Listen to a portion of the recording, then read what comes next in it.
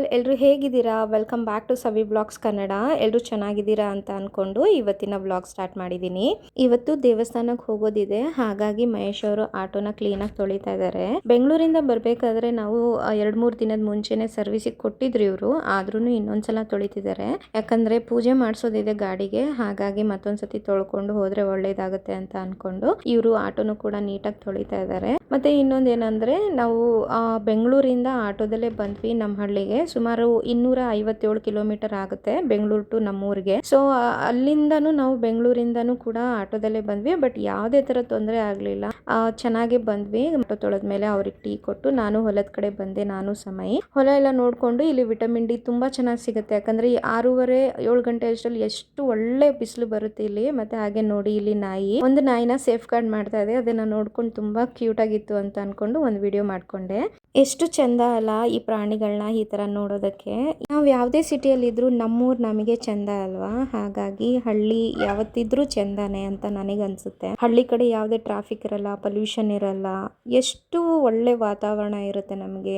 ಮಳೆ, ಗಾಳಿ, ಮರ, ಗಿಡಗಳು, ಗದ್ದೆಗಳನ್ನ ನೋಡಕ್ಕೆ ಚಂದ. ಅದ್ರಲ್ಲೂ ನಮ್ಮೂರು, ನಮ್ಮ ಹಳ್ಳಿ ನನಗೆ ತುಂಬಾನೇ ಇಷ್ಟ ಆಗುತ್ತೆ. ಯಾರ ಹಳ್ಳಿ ಅಂದ್ರೆ ಇಷ್ಟ ಆಗಲ್ಲ ಹೇಳಿ? ಎಲ್ಲಾರ್ಗೂ ಅವ್ರವ್ರ ಊರು ಅವ್ರಿಗೆ ತುಂಬಾನೇ ಇಷ್ಟ ಆಗುತ್ತೆ. ಎಷ್ಟೇ ದೊಡ್ಡ ಸಿಟಿಯಲ್ಲಿ ಇದ್ರು ನಮ್ಮೂರ್ ನಮಗೆ ಚಂದ ಅಂತ ಅನ್ನೋದೊಂದು ಗಾದೆ ಇದೆ ಅಲ್ವಾ? ಅದು ನಿಜವಾಗ್ಲೂ ನಿಜ. ಮತ್ತೆ ನಾವು ರೆಡಿ ಆದ್ವಿ, ದೇವಸ್ಥಾನಕ್ಕೆ ಹೊರಡೋಣ ಅಂತ ಹೊರಡ್ತಾ ಇದೀವಿ. ಇಲ್ಲಿ ನಾನು, ನಮ್ಮಮ್ಮ ಮತ್ತೆ ಮಹೇಶ್ ಅವ್ರ ತಾಯಿ, ನಮ್ಮತ್ತೆ ಮತ್ತೆ ಪಕ್ಕದ ಮನೆ ಆ ಮಗು ಹೇಳಿದ್ನಲ್ಲ, ತುಂಬಾ ಹಠ ಮಾಡ್ತಾ ಇದ್ಲ ಅವಳು. ನಾನು ಬರ್ತೀನಿ ಅಂತ ಅಂದ್ಬಿಟ್ಟು ಹಾಗೆ ಅವಳನ್ನು ಕರ್ಕೊಂಡು ಸಿಟಿಗೆ ಬಂದ್ವಿ. ನಮ್ಮೂರಿಂದ 8-10 ಕಿಲೋಮೀಟರ್ ಆಗುತ್ತೆ ಸಿಟಿಗೆ. ಸಿಟಿ ಹೆಸರು ಬಂದು ಚಿಕ್ಕ ಜಾಜೂರ್ ಅಂತ.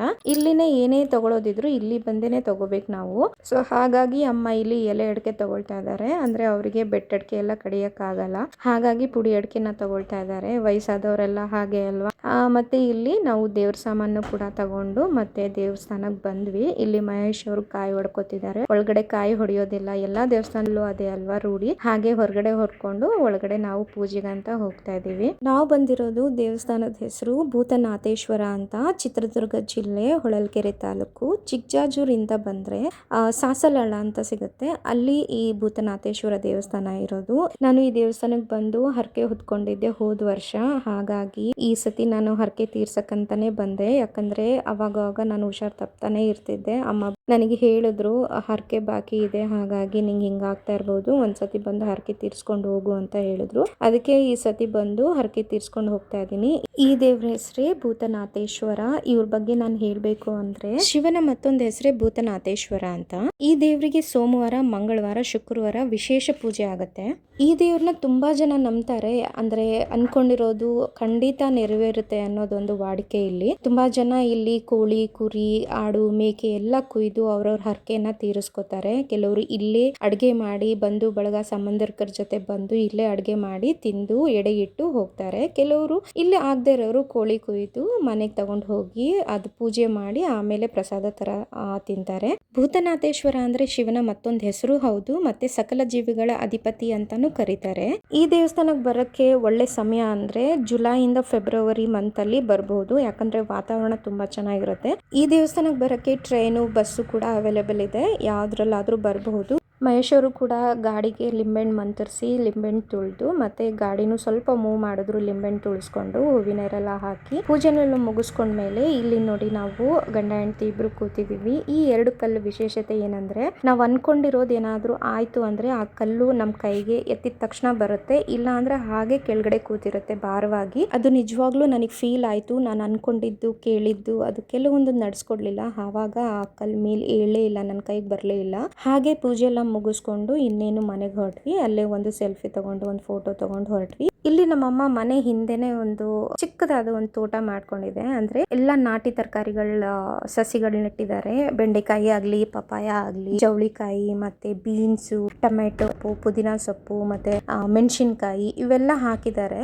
ಮೊದಲು ಕೂಡ ಹಾಕಿದ್ರು. ಇವೆಲ್ಲ ಹಾಕಿ ನನಗೂ ಕೂಡ ಕೊಟ್ಟು ಕಳ್ಸಿದ್ರು. ನಂದು ಹಳೆ ವಿಡಿಯೋ ಇನ್ಸ್ಟಾಗ್ರಾಮ್ ಅಲ್ಲಿ ನೋಡಿದ್ರೆ ನೀವು, ಬೆಂಡೆಕಾಯಿ ಆಗ್ಲಿ, ಬದನೆಕಾಯಿ ಆಗ್ಲಿ ಅಮ್ಮ ಕೊಟ್ಟು ಕಳ್ಸಿರೋದು ಅಂತ ನಾನು ಅಡುಗೆ ಎಲ್ಲ ಮಾಡಿದೀನಿ. ಅದ್ರಲ್ಲೇ ಎಷ್ಟು ಟೇಸ್ಟ್ ಆಗಿರುತ್ತೆ ಗೊತ್ತಾ? ಇದು ತುಂಬಾ ಟೇಸ್ಟಿ ಆಗಿರುತ್ತೆ. ನಾವು ಬೆಂಗಳೂರಲ್ಲಿ ತಗೊಳ್ಳೋ ತರಕಾರಿಗೂ ಈ ತರಕಾರಿ ತಿಂದು ನೋಡಿದಾಗ ತುಂಬಾನೇ ಡಿಫ್ರೆನ್ಸಸ್ ಅನ್ಸುತ್ತೆ ನಮಗೆ. ಹಾಗೆ ಇಲ್ಲಿ ನೋಡಿ ಸೈಡಲ್ಲೆಲ್ಲ ಕಲ್ಗಳು ಹಾಕಿದಾರಲ್ಲ, ಅಷ್ಟು ಕಲ್ಲು ಈ ನೆಲದಲ್ಲಿ ಇದ್ದಿದ್ದು, ಅಂದ್ರೆ ಸಸಿ ಹಾಕೋಕಿನ ಮುಂಚೆ ಅಷ್ಟು ಕಲ್ಗಳಿದ್ವು. ಆ ಕಲ್ಗಳಿಂದ ಸಸಿಗಳು ಸ್ವಲ್ಪ ಬೆಳೀತಾ ಇರ್ಲಿಲ್ಲ. ಹಾಗಾಗಿ ಅಮ್ಮನೇ ಅಷ್ಟು ಕಲ್ಗಳನ್ನ ಈ ಕುಡ್ಲು ಬರುತ್ತಲ್ಲ, ಕುಡ್ಲಿಂದಾನೇ ತೆಗೆದು ಸೈಡಲ್ಲಿ ಹಾಕಿರೋದು. ಹಾಗೆ ದೇವಸ್ಥಾನದಲ್ಲಿ ನಾನು ಕೋಳಿ ಕುಯ್ಸಿದ್ದೆ, ಕೋಳಿ ಕಡಿತೀನಿ ಅಂತ ಹರಕೆ ಹೊತ್ಕೊಂಡಿದ್ದೆ. ಇಲ್ಲಿ ಮನೆಗೆ ಬಂದು ಪ್ರಸಾದ ಮಾಡ್ಕೊಂಡು ಊಟನೂ ಆಯ್ತು. ಊಟನೂ ಮುಗಿಸ್ಕೊಂಡು ಹೊರಗಡೆ ಕುತ್ಕೊಂಡು ಮಾತಾಡ್ತಾ ಇದ್ವಿ.